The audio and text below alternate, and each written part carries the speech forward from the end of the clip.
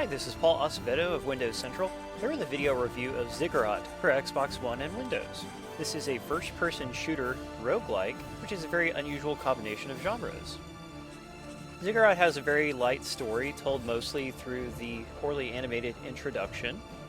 You play as a young wizard who is sent into a ziggurat, which is a pyramid-like building filled with monsters and traps, in order to test his or her proficiency. You'll also find story scrolls as you play that fill in a little bit of background information, but otherwise this is all about the gameplay. Being a roguelike, the game has randomly generated dungeon layouts, so every playthrough is a little bit different.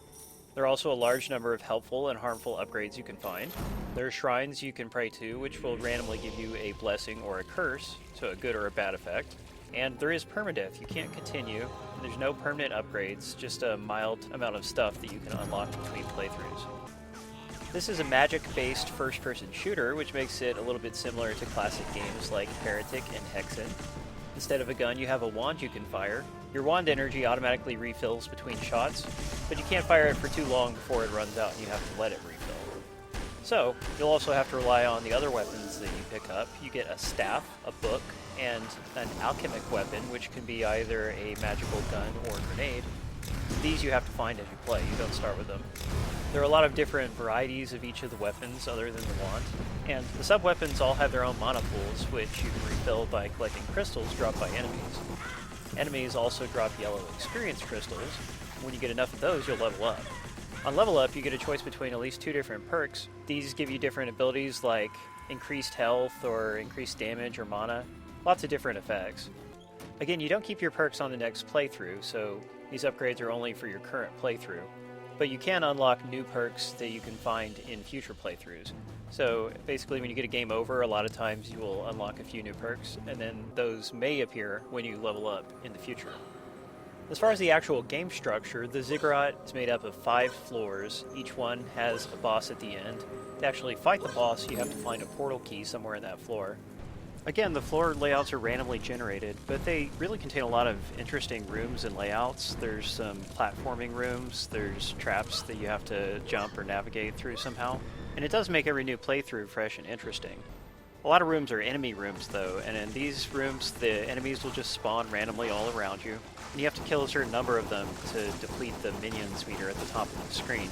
The way fights go is kind of old-fashioned. The enemies just come straight at you and they fire at you constantly. It can actually be really tough to dodge them sometimes, and on higher difficulties it's just plain unfair because your movement speed is so limited generally, and there's often no cover that you can hide behind. But if you remember to set the difficulty to easy, which you can do at the character select screen, then the game is largely pretty fair. Speaking of characters, there are a total of 12 characters that you can unlock. You do so by performing different in-game tasks like killing a certain number of enemies or doing a certain amount of damage. And the characters all do different amounts of damage and have different mana pools, and some of them have special perks that make them more interesting to play.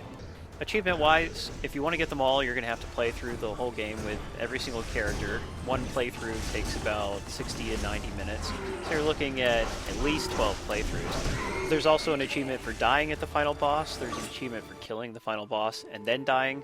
Some pretty silly stuff. It's going to be time-consuming, but again, I find the game totally engrossing, so I actually don't mind playing it over and over. Like most roguelikes, Ziggurat is a really tough game. It's got something of a learning curve. You know, as a first-person shooter, you can walk into that pretty easily, but actually learning to do well at it may take some time. But the magical setting of the world and the beautiful colors of the different environments, the randomness of the level layouts and the huge variety of rooms that you can explore, they combine to make one of the most interesting single-player first-person shooters that I've ever played.